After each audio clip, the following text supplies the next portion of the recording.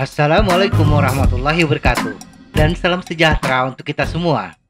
Ada kesalahpahaman yang umum tentang olahraga, bahwa olahraga itu harus intens agar efektif. Bersepeda santai keliling kota, bagi sebagian orang, dianggap bukan olahraga.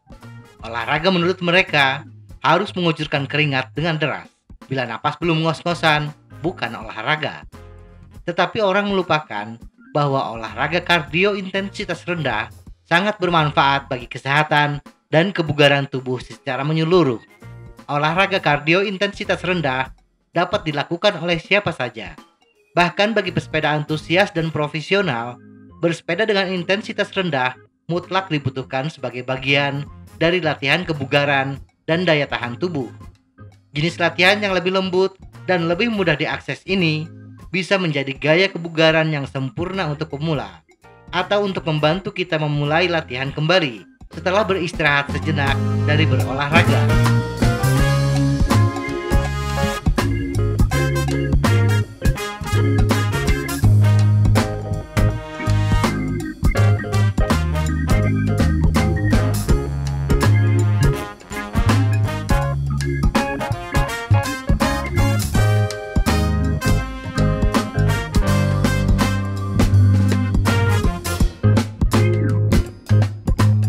Apa itu latihan kardio intensitas rendah?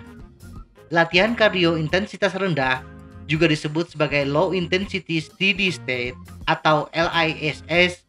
Menurut American College of Sport Medicine, latihan kardio intensitas rendah bila kita bersepeda antara 57% hingga 63% dari detak jantung maksimum untuk periode yang stabil dan berkelanjutan, biasanya selama 30 menit atau lebih.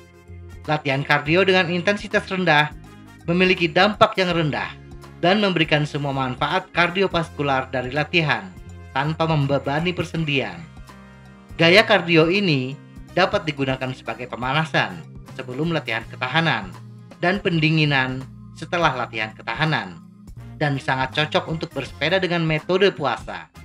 Kardio intensitas rendah juga dapat membantu pemulihan sehabis latihan dengan intensitas tinggi, karena kardio intensitas rendah meningkatkan aliran darah dan sirkulasi ke otot kerja.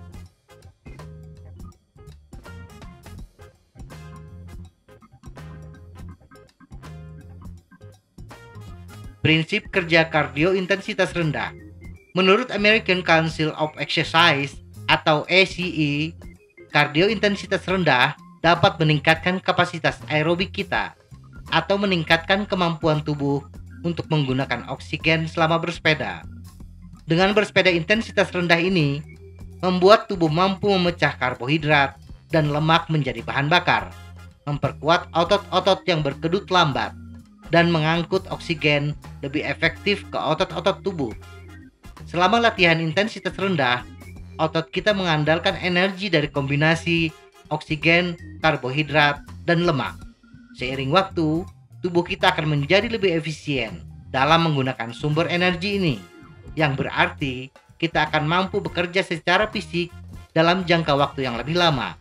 Sebuah artikel tahun 2001 tentang jenis dan pelatihan serat otot yang diterbitkan dalam Strength and Conditional Journal menjelaskan kardio intensitas rendah juga membantu memperkuat serat otot jenis berkedut lambat.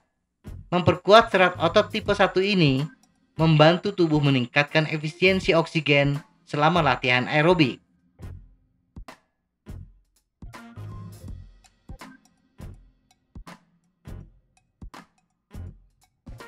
Manfaat latihan kardio intensitas rendah. Mayo Clinic merekomendasikan pelatihan kardio untuk menurunkan risiko kesehatan dan meningkatkan kualitas hidup. Kardio intensitas rendah dapat membantu memperkuat jantung, paru-paru, otot, dan tulang. Sama seperti sesi latihan yang lebih intens. Latihan kardio intensitas rendah juga menenangkan sistem saraf, sehingga kita bisa tidur lebih nyenyak setelah berolahraga. Manfaat lain dari latihan kardio intensitas rendah meliputi memberikan dorongan endorfin, bahan kimia pembawa perasaan senang yang dilepaskan oleh otak, sehingga akan meningkatkan suasana hati kita menjadi lebih bahagia, mengurangi kekakuan, rasa sakit, atau cedera. Melalui aktivitas bersepeda yang lebih rendah benturan, dapat membantu mengelola atau mencegah masalah kesehatan, termasuk tekanan darah tinggi, diabetes, dan penyakit jantung.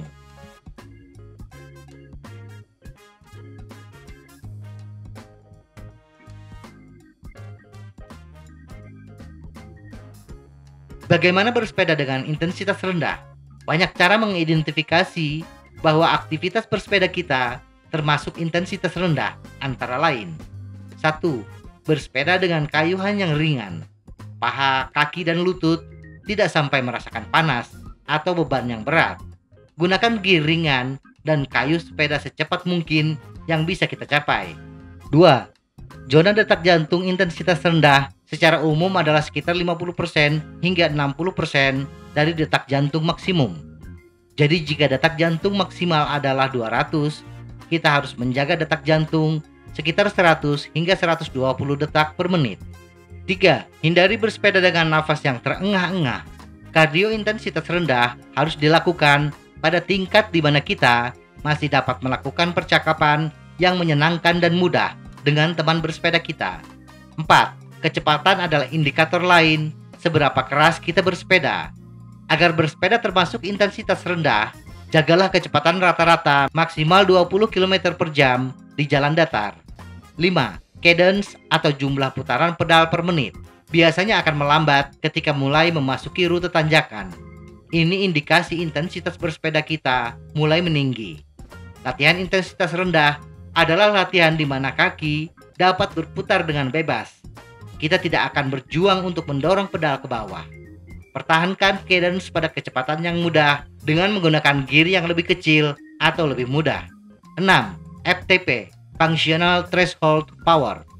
Bila kita memiliki catatan FTP bersepeda, misalnya kita memiliki FTP 200 watt, maka bersepedalah dengan power 55 hingga 75% dari FTP, yaitu antara 110 hingga 150 watt.